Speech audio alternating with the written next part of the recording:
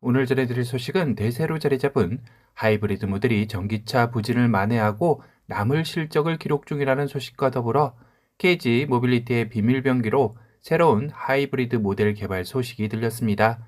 사실상 올해 들어 전기차의 판매량은 급격히 줄고 있는 게 팩트인데요.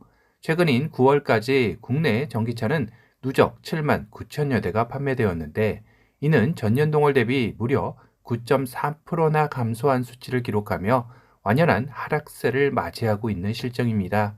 이는 높은 전기차의 가격과 더불어 충전 인프라 부족, 정부 구매 보조금 지원 하락 등 전기차에 대한 소비자들의 불만이 쌓이면서 전기차 회의론까지 등장하고 있기 때문인데요.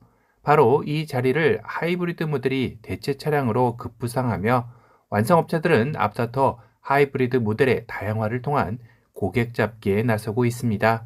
최근 국내 미니밴 최고봉 카니발 역시 부분 변경 모델을 내놓으며 새롭게 하이브리드 파워트레인을 추가하기도 했는데요. 첫날 사전 계약 대수가 무려 36,900대가 계약되며 역시 카니발의 인기는 보증 수표라는 생각이 들기도 했습니다.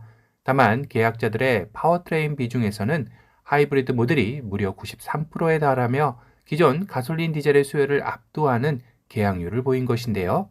이뿐만 아니라 국내 인기 차종들인 산타페, 소렌토, 그랜저까지 모두 판매량의 절반 이상이 하이브리드 모델이 차지할 만큼 하이브리드의 인기는 대세 중의 대세가 되었습니다. 이런 흐름 속에 위기를 맞이하고 있는 KG 모빌리티 역시 하이브리드 모델 개발에 돌입했다라는 소식이 전해졌는데요.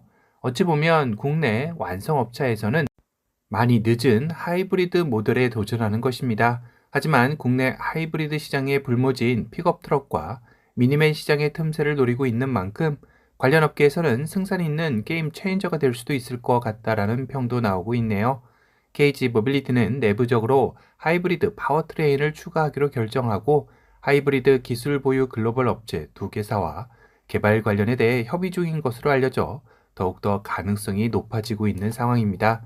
물론 초기 진입 단계이다 보니 당장 내년부터 하이브리드 모델 생산은 어렵고 2025년 토레스의 하이브리드를 시작으로 KR10, 500, F100 등의 순차적으로 하이브리드 파워트레인을 추가할 것으로 예상되고 있네요.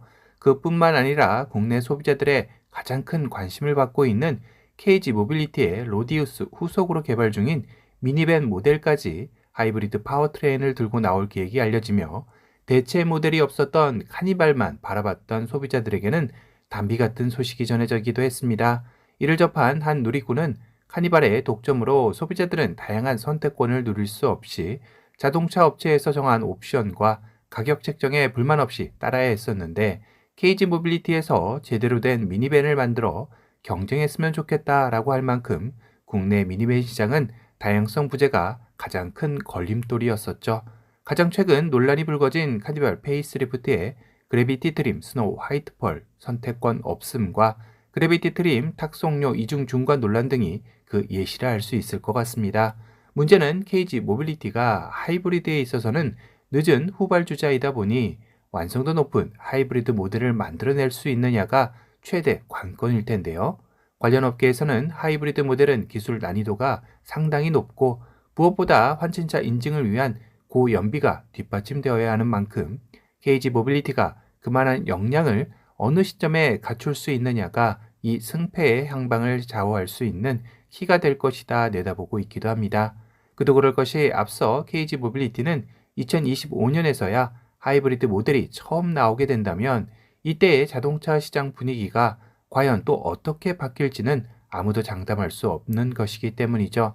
국내 완성업체들이 최근 전기차 판매량의 급락으로 이를 대체할 징검다리 모델로 하이브리드를 밀고 있다고는 하지만, 현대차는 이달 울산 EV 신공장 기공식을 가지고 1967년 조립공장으로 출발한 울산 공장을 EV 신공장으로 거듭나는 만큼 앞으로 50년 전동화 시대를 향한 또 다른 시작을 알리기도 했습니다. 즉, 현재 전기차 시장의 피크아웃을 또 다른 기회로 생각하고 멈추지 않고 전동화 모델에 전념하겠다라는 뜻을 내비치기도 한 것인데요. 결국 내년, 내후년 자동차 시장의 판도는 또 어떻게 바뀌게 될지 한 치 앞도 알 수 없는 국면으로 갈 수 있다는 것이겠죠.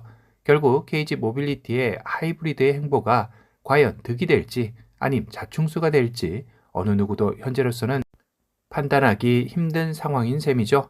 한 가지 확실한 건 현재로선 KG 모빌리티의 한 발짝씩 늦은 시도들이 안타까워 보인다는 것인데요. 이미 한참 전 선 디자인 공개를 통해 당시는 화제성이 엄청났지만 지금은 약간 김이 빠진 듯한 고란도 후속인 KR10이라든가 앞으로 나올 전기차 모델인 500과 F100 등 역시 전기차 시장의 침체로 기대감 하락 등 KG 모빌리티의 행보도 순탄해 보이지 않기 때문입니다. 10월 국내 판매량에서는 KG 모빌리티는 51.5%나 감소한 3,800대의 판매에 그쳤는데요. 수출 역시 50.7% 감소하는 등 상당히 어려운 시기를 보내고 있는 것도 사실입니다.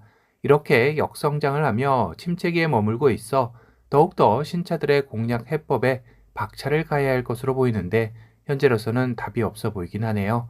과연 KG 모빌리티에서 야심차게 준비하고 있는 로디우스 후속 미니밴 하이브리드 모델이 카니발의 독주 체제에 제동을 걸 수 있을지 궁금해지는 시점입니다.